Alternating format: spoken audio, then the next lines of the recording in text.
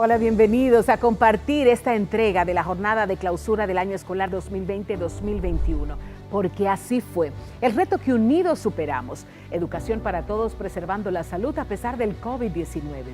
Y cuando la vida nos presenta obstáculos, retos que superar, la opción que nos queda es enfrentarlos con valor y fortaleza. La pandemia causada por el COVID-19 ha logrado unirnos como sociedad. En esta ocasión, para salvar el año escolar 2020-2021. En este conversatorio agradecemos a todas las instituciones y personas que de alguna manera aportaron al éxito de este proceso. Y para conversar sobre el tema que hoy nos ocupa, nos acompañan Lisette Núñez, oficial de Educación de UNICEF en la República Dominicana, Darwin Caraballo, director ejecutivo de Educa, Inca Matila, representante del PNUD en la República Dominicana, Monseñor Benito Ángeles, representante de la Iglesia Católica, Roberto Suárez, director de Relaciones Internacionales del Ministerio de Educación. Y para moderar este panel, les dejo de la mano de la viceministra de Planificación, Yulisa Hernández. Qué bueno que estén con nosotros, familia dominicana. Seguimos conversando de cómo fue, porque así fue el año escolar. En este momento, bueno, qué interesante poder contarles quiénes fueron actores fundamentales para que este año escolar se diera de la manera que todos estamos observando, porque tuvimos colaboración nacional e internacional. Empezamos nuestra conversación con Lisette y Lisette, después de tantas y tantas reuniones, ¿por dónde empezamos? Porque yo recuerdo el tema de la priorización curricular. Cuéntanos. Bueno, buenas. Gracias por la invitación para el Fondo de Naciones Unidas para la Infancia, UNICEF. Es un honor que el ministro de Educación junto a todos sus equipos nos convocó para apoyar al Ministerio de Educación en este año escolar muy desafiante en medio de una pandemia, donde la prioridad era garantizar que los niños y las niñas se queden vinculados al sistema educativo y tengan una propuesta educativa contextualizada que responda a esta realidad de que todos estábamos viviendo, que era una realidad difícil. Y eso implicaba lo que tú planteas, priorizar. No podíamos pensar en hacer una propuesta educativa que integre todos los contenidos curriculares que plantea el currículo nacional. Y entonces ahí tuvimos que comenzar a pensar cómo achicar y cómo priorizar una propuesta que pueda responder y no llenar de estrés a la familia adicional, porque ya estábamos todos complicados. Y UNICEF venía trabajando, UNICEF trabaja para los derechos de los niños en el país, viene trabajando con el gobierno, viene trabajando con el Ministerio de Educación y teníamos equipo. Entonces lo que hicimos fue convocar esos equipos nacionales y internacionales para ayudar al Ministerio de Educación a pensar en esa propuesta educativa de la mano de los equipos de los niveles, que fue un trabajo bastante articulado de primaria, inicial, secundaria, del equipo de currículo. Y yo creo que se dio una sinergia importante, un trabajo en equipo de colaboración, nos llevó muchas reuniones de trabajo. Muchas reuniones por Zoom. Sí, por Zoom.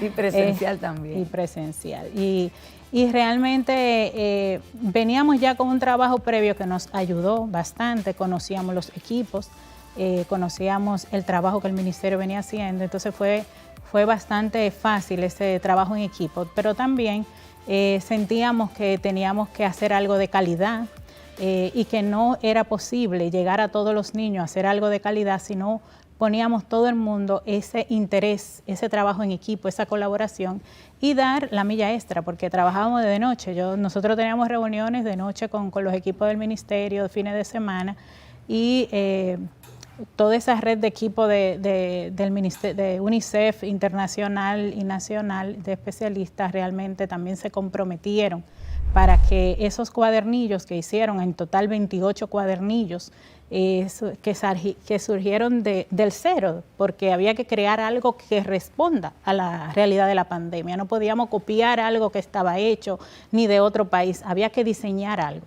Y esos equipos, con la colaboración y la articulación del Ministerio de Educación, diseñamos cada mes un cuadernillo que iba con una propuesta educativa en los primeros grados, con una colaboración muy grande de la familia, preprimario, primero y segundo, y en los segundos grados ya más enfocado en los niños, en los segundos ciclos y secundaria, y nosotros trabajamos desde preprimario, los cuadernillos desde preprimario hasta tercer grado de secundaria. Tú sabes, definitivamente, dice, si nosotros tuviésemos la oportunidad, yo creo que solamente esa experiencia daría, bueno, para una temporada de una serie famosa. Sí. Sin embargo, yo no puedo perder la oportunidad de preguntarte, a partir de tu experiencia, si estamos satisfechos, si ustedes están satisfechos con lo que pudimos alcanzar y si lo logramos, enlazar a la familia dominicana con esta metodología educativa. Bueno, primero comenzamos pensando en que sea una propuesta de equidad, que lleguemos a todos. Y para eso se priorizó contenidos, para eso se pensó en la población con discapacidad, un equipo de especialistas internacionales que venía apoyando, ayudó a la accesibilidad de los cuadernillos y en los últimos cuadernillos trabajó con un kit educativo que llegó también a los niños con discapacidad. El esfuerzo que se hizo de capacitar al docente para que pueda apoyar realmente a las familias. Se hizo un esfuerzo mensual de orientar, de diseñar materiales de orientación y también nosotros podemos evidenciar que llegó todo ese trabajo porque se diseñó un sistema de monitoreo en el CIGER, en el equipo de planificación, donde la escuela podía documentar con una serie de baterías de preguntas que le hacía a la familia, como si recibían el cuadernillo, y desde el primer cuadernillo vimos que más del 90% lo recibió y más de un 80% trabajó el cuadernillo. Es decir, que desde el primero ya teníamos información de que estaba llegando y de que las familias lo estaban utilizando. Cada cuadernillo se hace un esfuerzo de simplificar, de ponerlo lo más sencillo, de escuchar al docente en la formación y a los técnicos sobre la retroalimentación que le daba la familia y aplicar esas lecciones aprendidas al siguiente cuadernillo para que las familias realmente puedan aprovechar, trabajar ese cuadernillo, puedan aprender sus hijos y hijas. Sabíamos que era algo temporal, de que no era el mejor escenario de una educación a distancia, pero era mucho mejor escenario ese a que tuvieran una educación a distancia apoyado por su familia y con el apoyo de los docentes, a que no tuvieran nada y se desvincularan del sistema educativo. Entonces yo creo que el gran logro de este año escolar es el esfuerzo que hizo el sistema para no perder la cantidad de estudiantes que se proyectaba en el mundo que se iban a desvincular de los sistemas educativos. Entonces, ese gran esfuerzo que hicimos, creo que tiene, y en los datos nos están dando los resultados de que lo logramos. Y este esfuerzo definitivamente es invaluable. Sí. La colaboración que han hecho algunos de los sectores que están aquí presentes, algunos están aquí, otros no. Gracias, Lisette. Y ahora, Darwin, continuamos conversando de lo importante que ha sido poder integrar mucha gente, muchas instituciones en este esfuerzo que, como ya Lisette nos venía comentando, Educa tiene años trabajando estos temas. Al final, ¿cuáles son las lecciones aprendidas? Bueno, tal vez la primera es la que hoy vemos en el eslogan de esta semana de resumen del año, el reto que juntos superamos y el de trabajar de manera mancomunada el Estado, la comunidad internacional, las instituciones especializadas en educación y la sociedad civil y la comunidad educativa, empezando por los maestros, sin olvidarnos de los padres, que esta pandemia trajo nuevamente a la familia, a la agenda educativa y el esfuerzo que han hecho los estudiantes. Creo que esa es la lección que deja que cuando todos trabajamos en conjunto damos más que la sumatoria de las partes. Hay que ponerse en un año atrás, cuando la mayoría de los países de América Latina cerraban sus escuelas y dejaban a las familias fuera de la actividad escolar, un gobierno que apenas estaba iniciando, un ministro que tenía pocos días en el cargo, y sin embargo la convicción, la confianza y la valentía de seguir adelante con el proceso educativo. Y quiero destacar en particular, viceministra, la estrategia de formación docente, porque en la República Dominicana ocurrió algo que no tiene parangón en el mundo, que fue que el 100% de sus docentes fuera formado de manera directa en 30 días para la actividad y el desafío que tenía por delante. Esto fue hecho gracias a la cooperación del Programa de las Naciones Unidas para el Desarrollo, de la Asociación Dominicana de Rectores Universitarios, obviamente la Asociación Dominicana de Profesores y de la comunidad en su conjunto, que pudo lograr que un plan a distancia desarrollado con muy poco tiempo llegara a entrenar a más de 90.000 maestros del sector público y a otros 20.000 que se sumaron voluntariamente del sector privado. Esto no tuvo ningún antecedente, ni antes ni después, pero no quedó en esa formación de corto plazo. Luego se sucedieron innovaciones. Y hay mucha experiencia no documentada que tiene una riqueza increíble. Ese intercambio de prácticas que entre docentes se dieron también tiene un valor invaluable. Exactamente. Una de las innovaciones que deja esta estrategia y que la República Dominicana va a seguir fortaleciendo durante este año y que podrá proyectar hacia afuera, es una idea de exportación, es lo que dimos en llamar las comunidades autónomas de aprendizaje, valiéndonos de las tecnologías que los docentes tienen, como el acceso al celular y al WhatsApp, y formar equipos de trabajo entre pares para aprender de lo que venía ocurriendo, de las situaciones que se estaban generando, y eso ha generado una dinámica propia que hoy se mantiene de manera natural y que acercó a los docentes de todo el país, que redujo las distancias, porque otra de las lecciones que nos deja esta trágica situación de la pandemia, que tanto dolor trajo a la comunidad y tantas vidas costó a la comunidad internacional y en particular a la República Dominicana, es que la escuela no se circunscribe a un espacio físico. La escuela hoy es algo mucho más amplio, es donde está el maestro, está el estudiante, y hoy el maestro está a través de una pantalla, a través de un cuaderno como los que acaba de decir mi colega de UNICEF, a través de la radio y la televisión, y entonces hoy la escuela tiene una irradiación mucho más amplia, integrando a la familia, y por tanto la plataforma para generar los cambios que se buscan hoy está más sólida que en el pasado. Gracias, Darby. Bueno, Inca Matila, representante del PNUD en el país. Inca, uno escucha Naciones Unidas y pandemia y lo asocia, yo creo que inmediatamente a la gestión de vacunas, a temas como muy... Sin embargo, el PNUD tuvo un rol importantísimo, está teniendo aún, en todo este proceso de adaptación del sistema educativo. Ha sido muy importante para nosotros lo que hicieron, pero me gustaría escuchar tu valoración de toda esta locura de trabajo en tiempos, sin días, porque se adaptaron rápido como a todo este tema.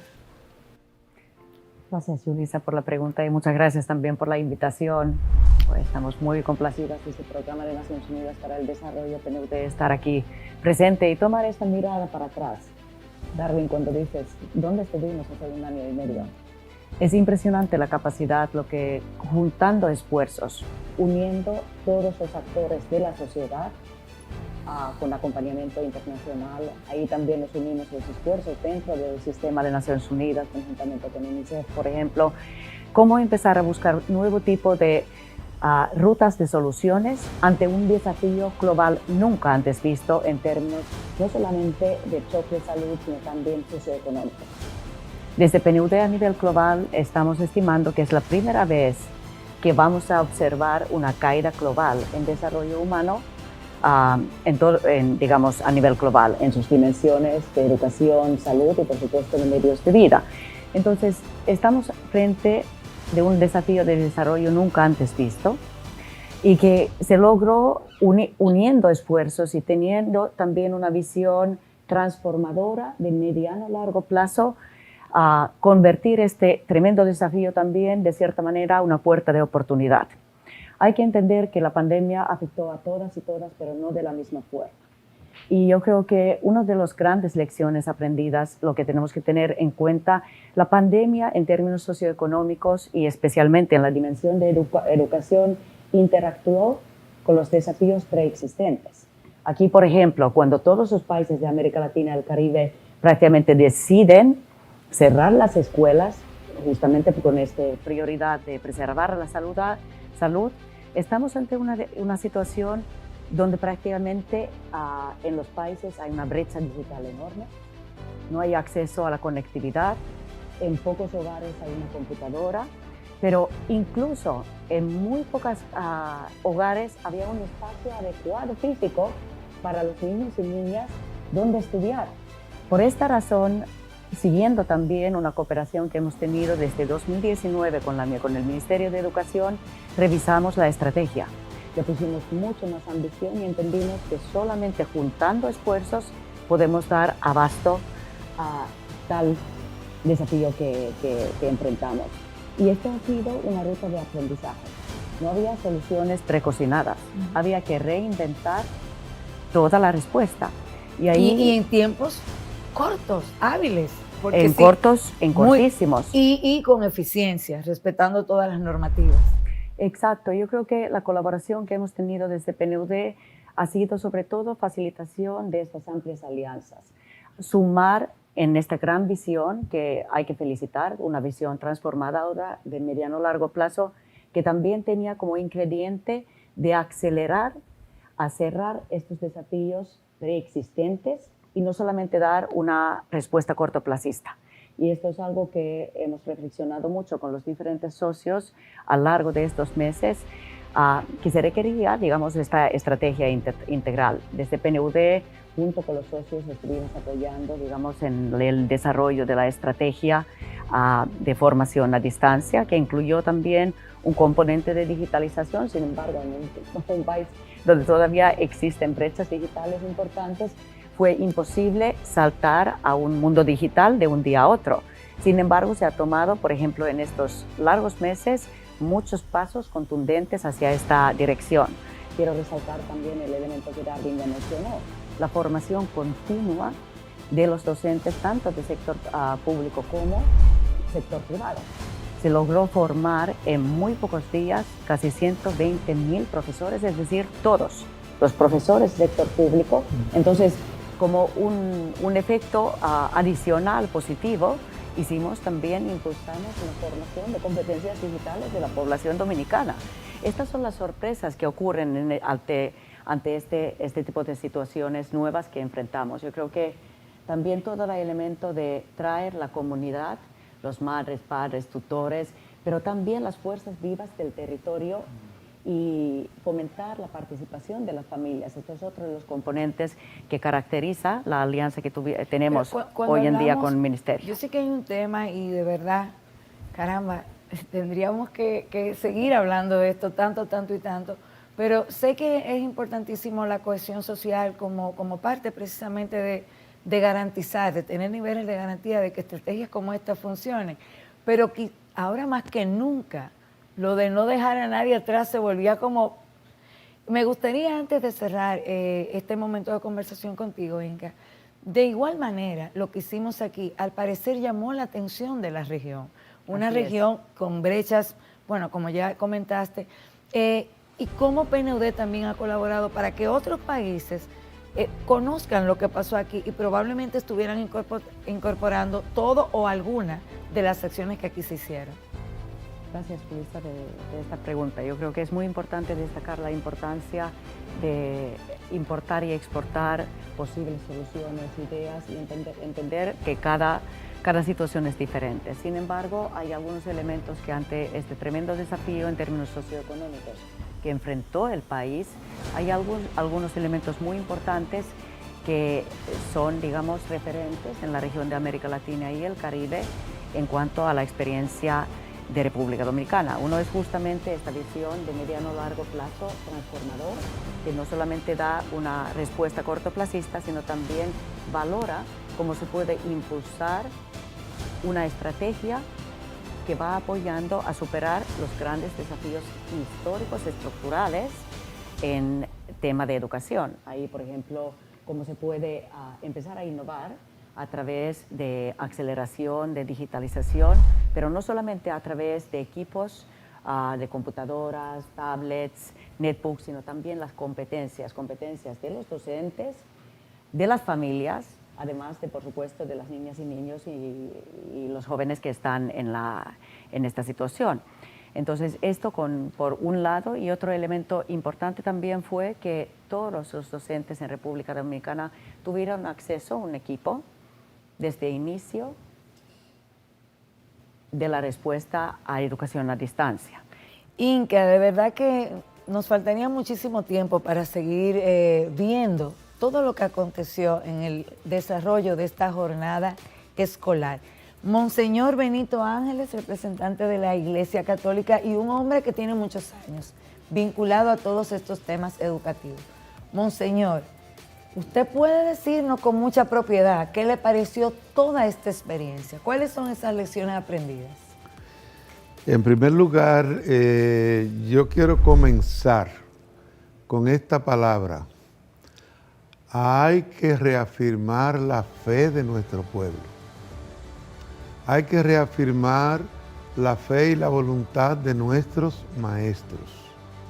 Hay que reafirmar la fe, la buena voluntad y la disponibilidad de la familia, que a pesar de que en los inicios vivió momentos de incertidumbre por sus expresiones de que ahora tendremos que quedarnos todos en casa, creo que la familia ha sido un actor fundamental en el buen resultado del término de este año.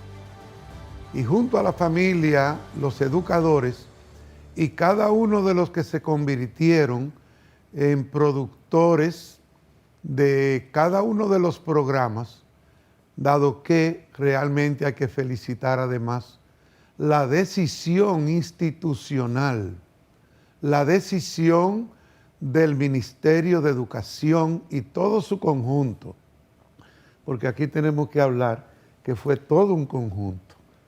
A mí me han gustado mucho las participaciones que hemos tenido anteriormente con relación a la visión de unificación de capacidades, voluntades, inteligencias, creatividades, innovaciones.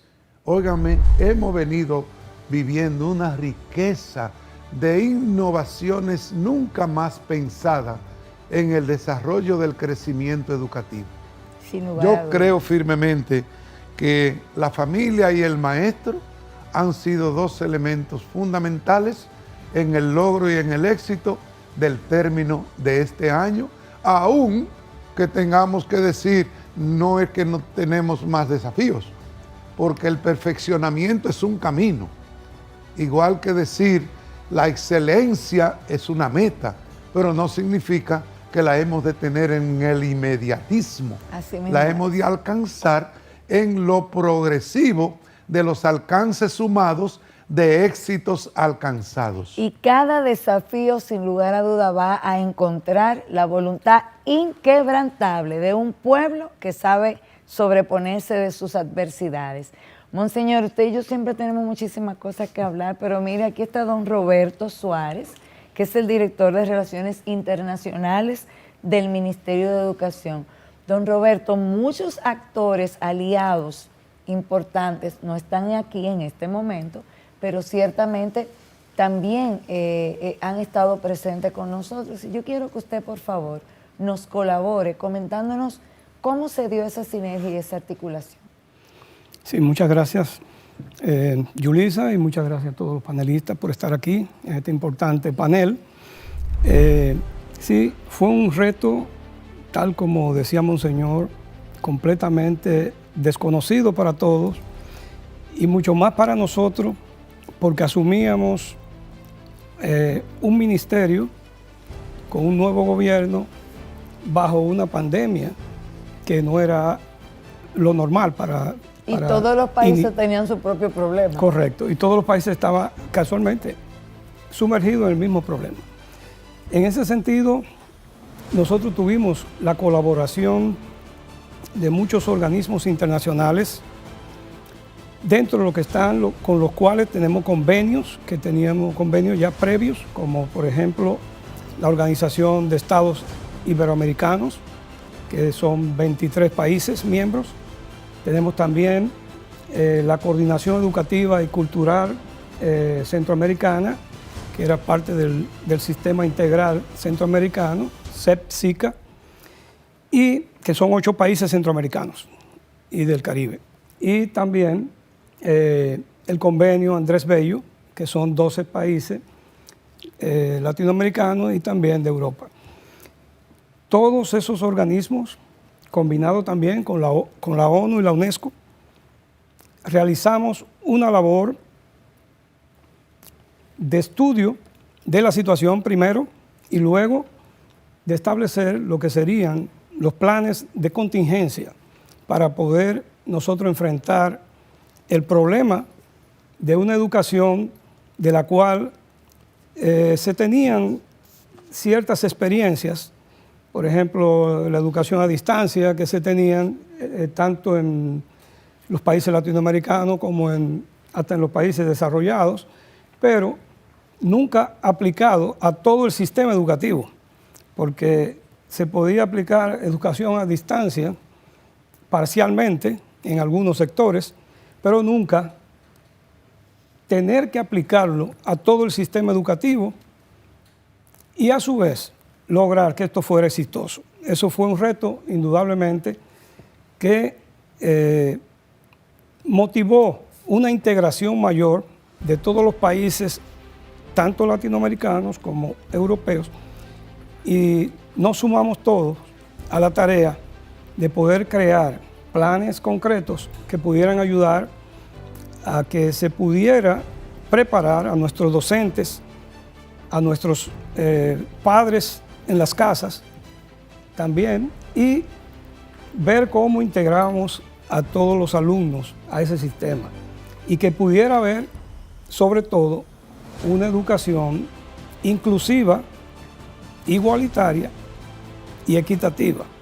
Es decir, donde todos los sectores de la sociedad pudieran participar sin discriminación y sin ningún tipo de privilegio de uno sobre otro. Y precisamente tengo que reconocer que esa fue una labor indudablemente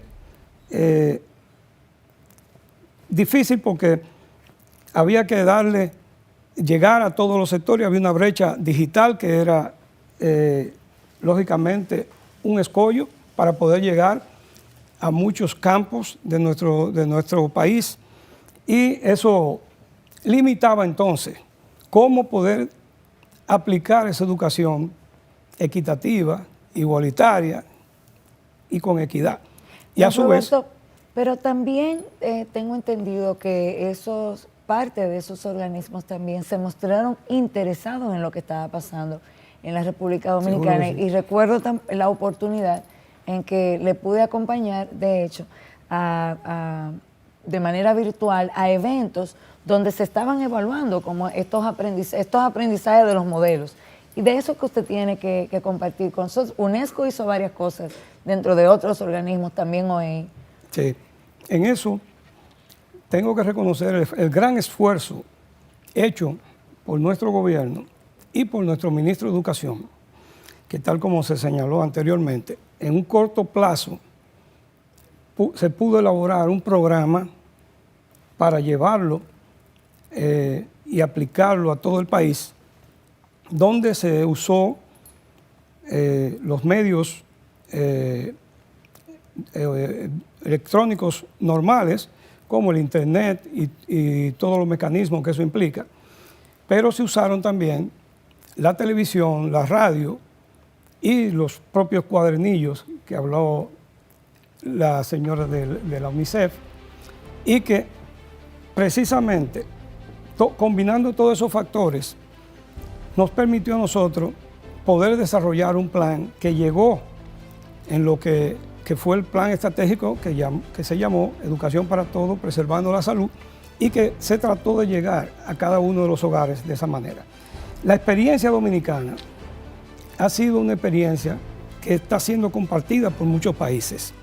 Y en una ocasión, estando aquí los representantes de la OEI, en un gran encuentro que tuvimos, yo le señalaba al secretario ejecutivo de la OEI que la experiencia dominicana tiene que ser evaluada hasta por los países desarrollados, porque aquí se dio una situación totalmente diferente donde se pudo llegar porque se usaron medios que en otros países no se podían usar.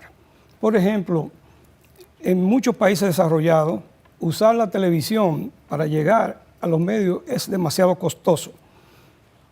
En nuestro país es costoso también, pero no obstante, aquí se pudo aplicar y se pudo llegar. La radio también es un medio muy costoso, por ejemplo, en los Estados Unidos y en otros países de Europa, y poderlo aplicar llegando a cada uno es muy difícil. Sin embargo, nosotros usamos todos esos elementos y tengo que agradecer todos los recursos que nuestro gobierno facilitó en ese momento para que se preservara el año escolar y se pudiera implementar todos esos mecanismos sin que se le,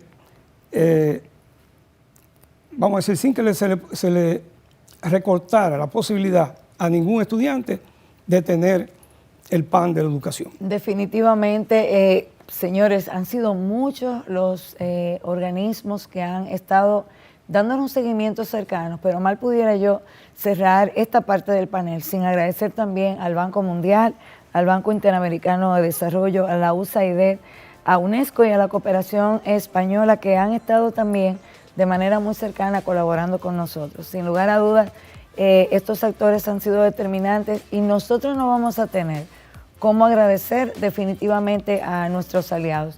Ha sido significativo la ayuda que Naciones Unidas en todo momento ha estado dando y UNICEF. Sin ustedes, definitivamente no lo hubiésemos logrado. Así fue y así seguiremos contando muchas cosas de las que han pasado. Hemos demostrado que la educación dominicana es responsabilidad de todos y que cuando nuestras voluntades se unen, todo es posible y somos capaces de superar cualquier reto. Vamos a una pequeña pausa. Cuando regresemos, otros actores de este año escolar 2020-2021 para contarnos sus experiencias.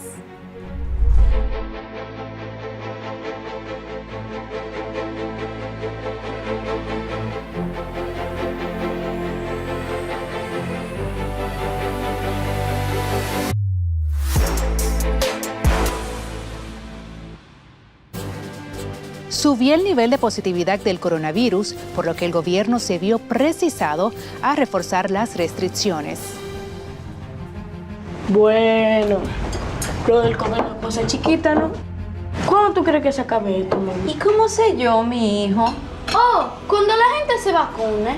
A propósito, papi, ¿tú te vacunaste? No, todavía. ¿Y tú, mami? Entonces no es verdad que ustedes quieren a uno. ¿Y cómo tú vas a decir eso, mijo? Claro, si no se vacunan, no se acaba el COVID, no hay escuela, no hay parque, no hay abrazos, ni hay de nada.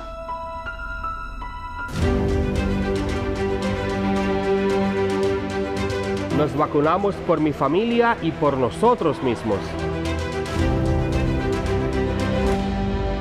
Vacunarse es un acto de amor.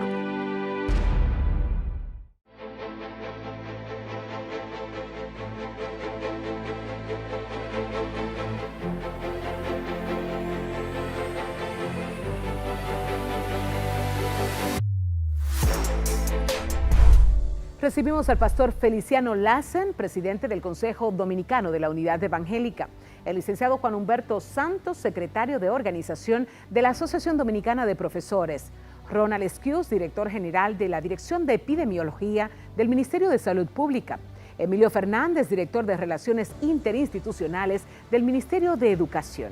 Gracias por acompañarnos. Para moderar este panel, les dejamos de la mano de la viceministra de Planificación, Yulis Hernández.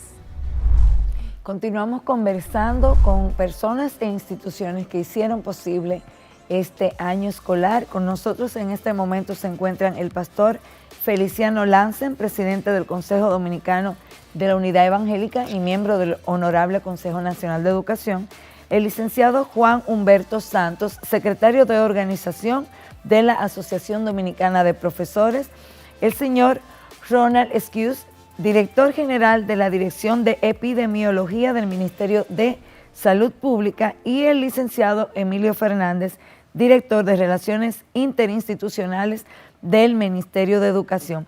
Pastor Feliciano, cuántas cosas que hemos hecho en estos días, y usted ahí cerquita en todo momento. Su experiencia en toda esta jornada y, lógicamente, ¿qué le ha parecido la cantidad de organizaciones que nos han acompañado? Mira, Yulisa, realmente ha sido una experiencia gratificante para nosotros como comunidad evangélica. Esa sinergia y esa unicidad que ha habido en la sociedad dominicana con el año escolar, de manera que la experiencia fue extraordinaria y muy apasionante también, a pesar que fue una experiencia que no habíamos vivido nunca ninguno de nosotros y no teníamos ruta trazada. Para mí es de mucha satisfacción ser dominicano y que en la República Dominicana estuviéramos saltando de cuando no teníamos nada, iniciar sin tener nada y que sea tan exitoso el año escolar como el que tenemos hoy.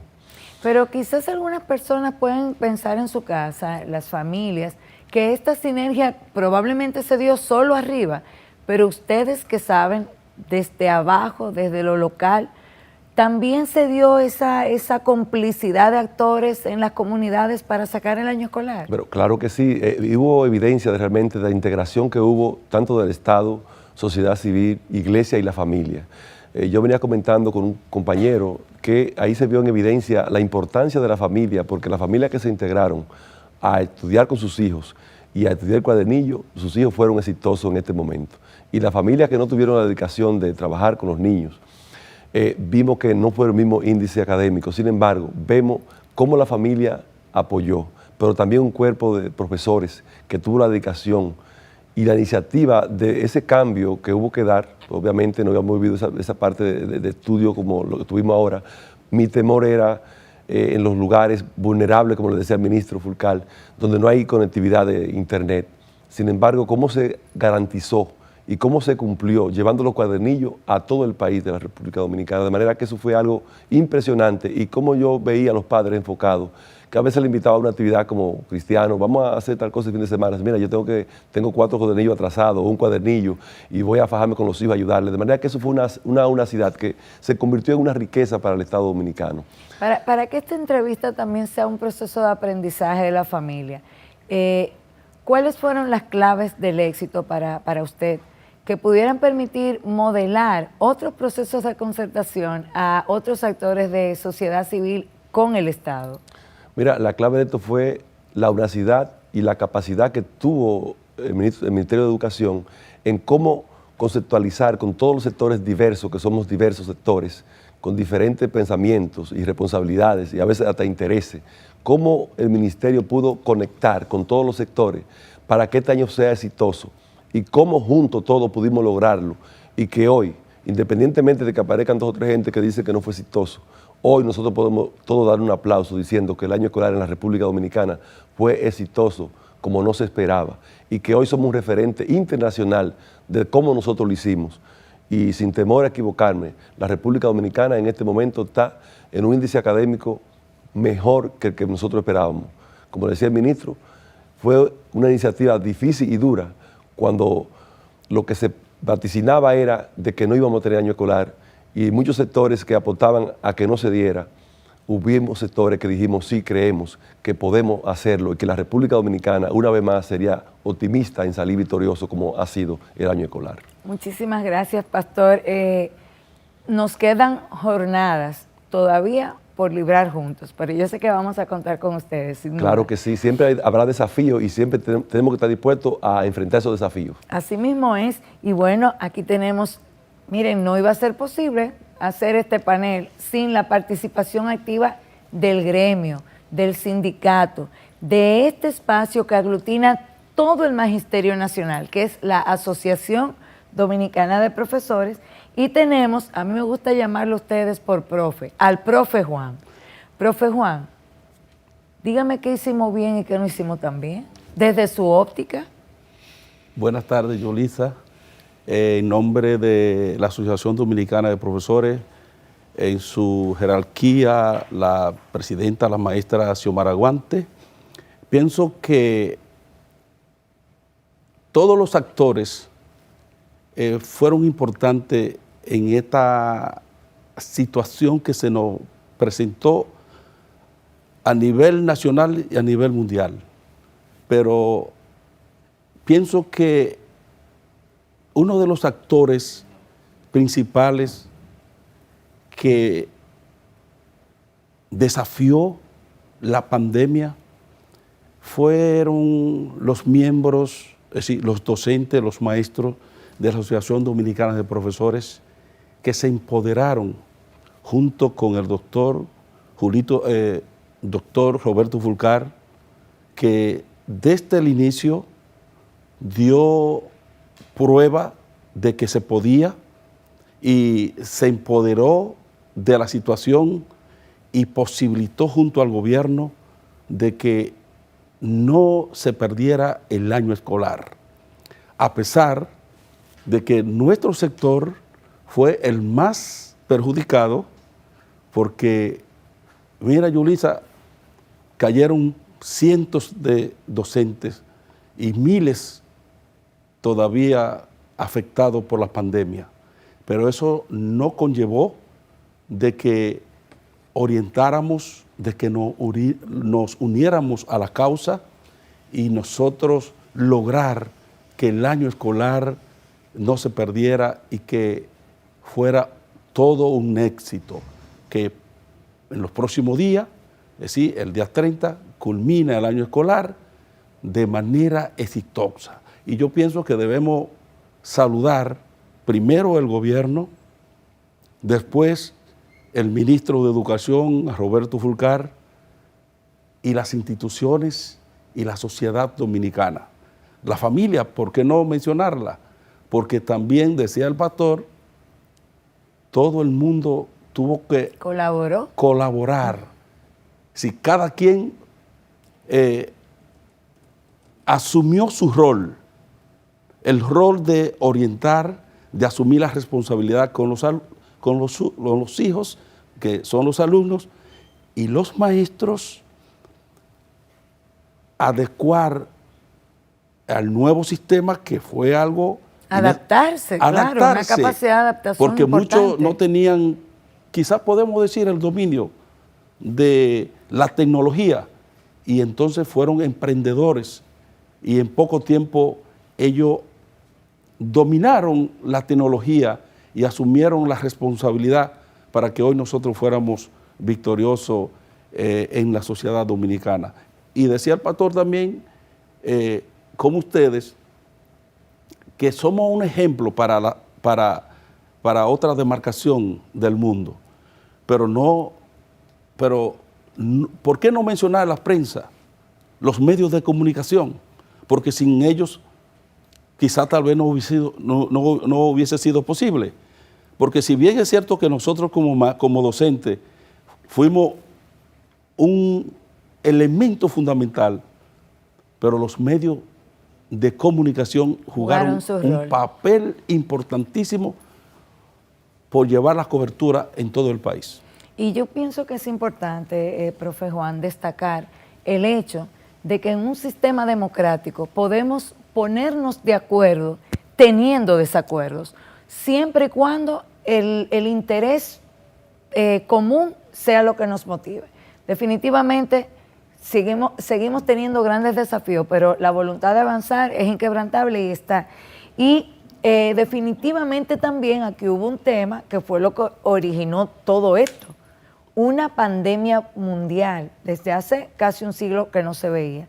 Tenemos que conversar entonces con nuestros aliados en el gobierno, el Ministerio de Salud Pública, en la persona de Ronald Esquius, director general de la Dirección de Epidemiología del Ministerio de Salud Pública.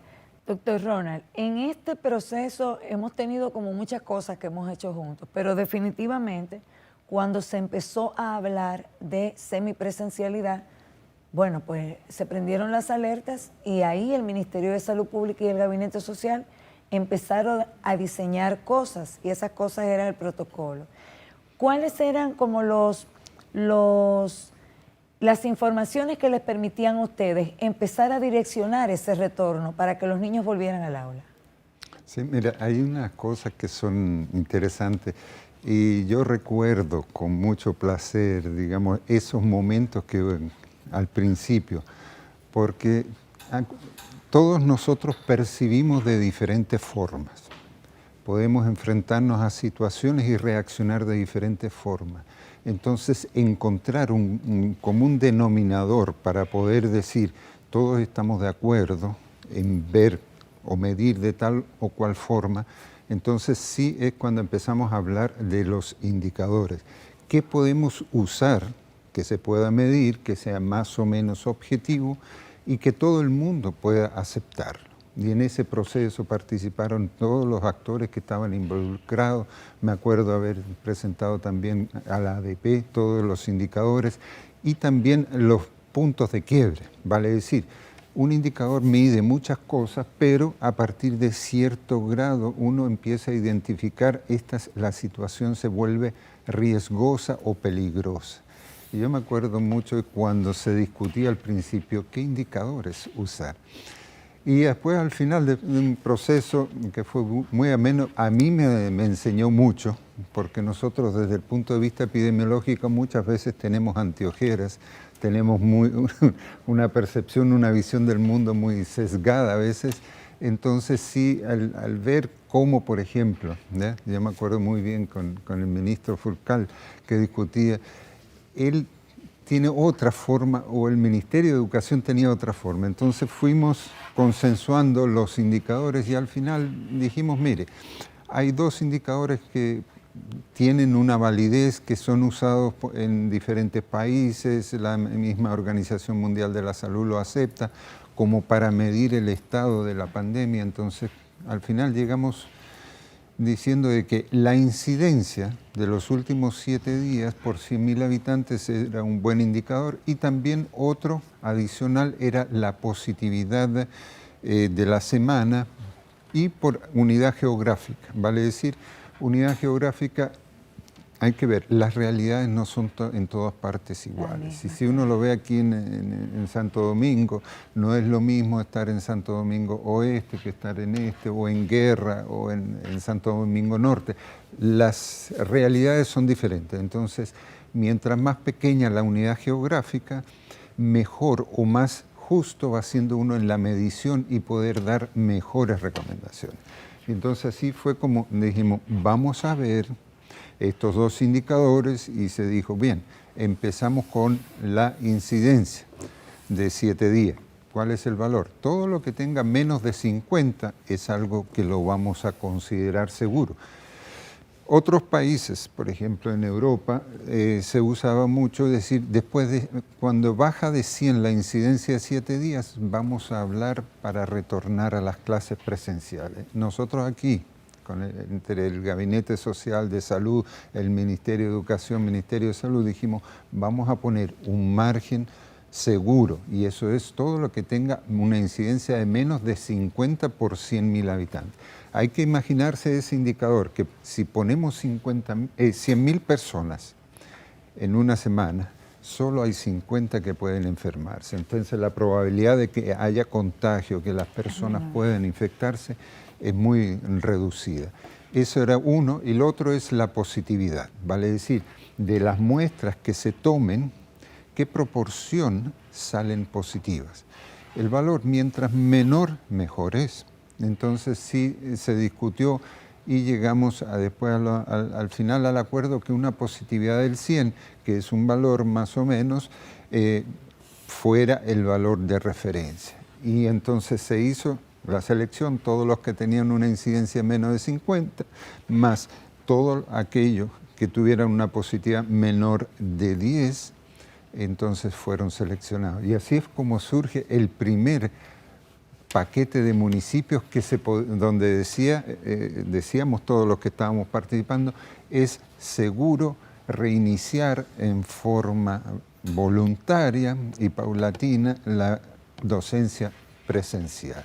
Doctor, y esa sin duda fue un aprendizaje que nos llevó a tomar decisiones y a reconsiderar cosas, porque como Estado nuestra prioridad es la salud del pueblo y definitivamente ahí no es un tema de quién tiene o no tiene la razón o por dónde vamos, sino de que las cosas se hagan correctamente. Ha sido un éxito la jornada de vacunación, de inoculación, y definitivamente de los primeros grupos que tuvieron acceso a vacunas fueron los maestros.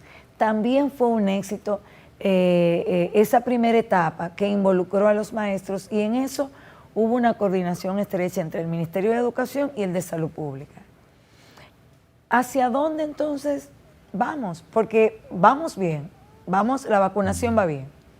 Y eso nos depara un futuro promisorio para el inicio de año escolar. Vamos presencial, porque suponemos que de aquí a septiembre vamos a haber logrado lo que es la inmunización de rebaño. ¿Usted me corrige o no? Sí, no, inmunización de rebaño, sí. Entonces, en septiembre, a las clases todos, porque vamos a estar inmunizados, lógicamente tenemos que seguir utilizando nuestras mascarillas y todos los protocolos para cuidarnos. Sí, no, es indudable que eso es claro. Podemos tener inmunidad de rebaño, podemos estar todos vacunados, ¿ya? O sea, hay que entenderlo como que la vacunación es algo que nos va a proteger y vamos a lograr una proporción grande de la población va a estar protegida. Eso es lo que se llama inmunidad de rebaño. Entonces, para la infección, para el virus, es muy difícil poder circular. Entonces, eso es. Pero eso no significa que nosotros vayamos a poder dejar de lado las medidas que estamos adoptando. Tenemos que acostumbrarnos a seguir con las mismas medidas, uso de mascarilla, higiene de manos, distanciamiento y seguir vacunando. No es que lleguemos a una cierta proporción y digamos ya cumplimos eso, no, tiene que ser más allá.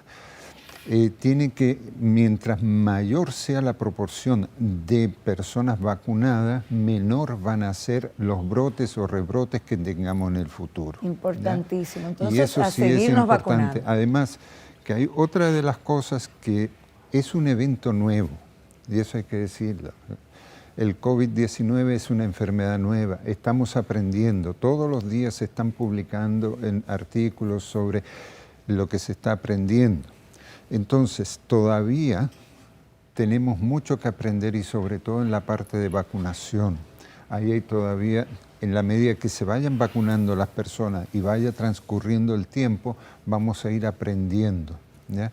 Y eso nos va a dar muchas lecciones. Entonces sí es importante que la única forma que nos garantiza por el momento de estar seguros es usar las mascarillas, higiene de manos y distanciamiento. Y lo otro es la vacuna. Claro, seguirnos vacunando, no nos vamos a cansar de decirlos, y definitivamente vamos a poder tener ese año escolar presencial, que dentro de poco, bueno, seguiremos hablando del tema, pero con nosotros también está aquí Emilio Fernández, director de Relaciones Interinstitucionales del Ministerio de Educación. Emilio, muchas organizaciones nacionales, desde organizaciones de base hasta fundaciones nacionales y ONGs, han sido parte de este ecosistema para lograr lo que en este momento presentamos con éxito, que así fue. ¿Cómo cuántos convenios, acuerdos se firmaron para que esto se desarrollara? Porque todos pasaron por tu mano. Fueron muchos, ¿no? Bueno, gracias Yulisa y gracias a mis compañeros que nos acompañan en este panel. Realmente nos sentimos muy contentos, es la palabra, de llegar a este punto. Era como que nadie se lo creía en principio. Bueno, sabes que las clases estaban pautadas normalmente para comenzar en septiembre. Nosotros hicimos un acto formal en noviembre pasado, del año pasado, dándole formal bienvenida a este año escolar virtual, con cuadernillo, con computador, con internet, con televisión, con radio, en fin. Y llegar hasta aquí ha sido un gran reto, pero es un gran reto realmente que nos llena de mucha satisfacción, porque definitivamente la educación ya no será la misma, y qué bueno que así sea. Qué bueno que así sea, porque esta pandemia nos permitió a nosotros ver todas las falencias que tenía todo el sistema. Dígame usted, ¿cómo nosotros enfrentábamos una educación presencial, como algunos sectores interesados querían, en unas escuelas que ni siquiera agua tenían? O sea, ni siquiera agua para mantener la higiene. escuelas en deplorables condiciones. Entonces, definitivamente, gracias a Dios que tenemos un ministro de Educación que no es un fraude al sistema. Se lo dije el día pasado y él se murió de la risa. Dice, ¿cómo así? Digo yo, no. Lo que pasa es que usted, ministro, es una persona que se conoce todo el sistema educativo dominicano. O sea, profesor desde los 17 años, uno de los primeros, si no fue el primero, doctor en educación de este país, porque ahora ya hay muchos doctores en educación, pero cuando él decidió hacer un doctorado en educación, no había esa formalidad. Lo resaltó la doctora Milagros Ortiz Bosch el día pasado. Entonces, realmente nos sentimos muy orgullosos de pertenecer a esta gestión y de ser parte de esta historia. Con respecto a lo que nos preguntas sobre los diferentes acuerdos y convenios, déjame decirte que ese sector de la iglesia evangélica, de la iglesia católica a través del episcopado dominicano, de las fundaciones ONG sin fines de lucro que están fuera de las iglesias, nosotros desde el primer día lo vemos como grandes aliados en la gran tarea de educar, de formar, porque una tarea tan importante, tan delicada, no puede ser tarea de un solo grupo, de una sola persona.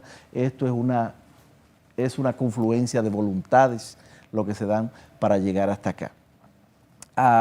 Tenemos que agradecer a la Conferencia del Episcopado Dominicano, a la Unidad de Iglesias Evangélicas, que definitivamente han hecho posible que nosotros podamos cumplir con nuestro rol de proveer educación oportuna, educación gratuita, educación pública y educación de calidad.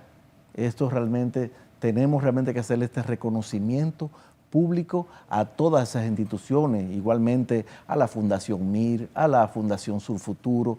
Todas estas instituciones realmente que proveen educación han sido nuestros grandes aliados en este proceso y que han seguido realmente la tónica de lo que nosotros planteamos y en la medida que lo pudimos hacer porque no teníamos otra solución más que esa y qué bueno que pudimos llegar a estos puntos porque peor era no haber hecho nada. Por eso realmente entiendo que llegar aquí ha sido un gran éxito. Definitivamente, Emilio, y hay un conjunto de valores, hay una cadena de valores que han sido denominador común para todas las instituciones y personas, nacionales o internacionales, que le apostaron a sacar el año escolar. Hay que recordar, para cerrar, lo importante que es la educación, que ha sido el hilo conductor de probablemente la mayor demanda social de los últimos 50 años. Esa gran jornada que terminó con un pacto nacional por la educación y que sea la educación eso que nos una. Qué bueno, vamos a seguir conversando sobre lo que fue, porque definitivamente así fue. Estas experiencias nos demuestran que el éxito del año escolar 2020-2021, en el que salvamos la educación y renovamos la esperanza de la comunidad educativa, ha sido definitivamente por la unión de una sociedad completa. Cada uno ha sido fundamental para hacer un éxito de este año escolar, porque así fue el reto que unidos superamos. Educación para todos, preservando la salud a pesar del COVID-19. Nos reencontramos en una nueva entrega.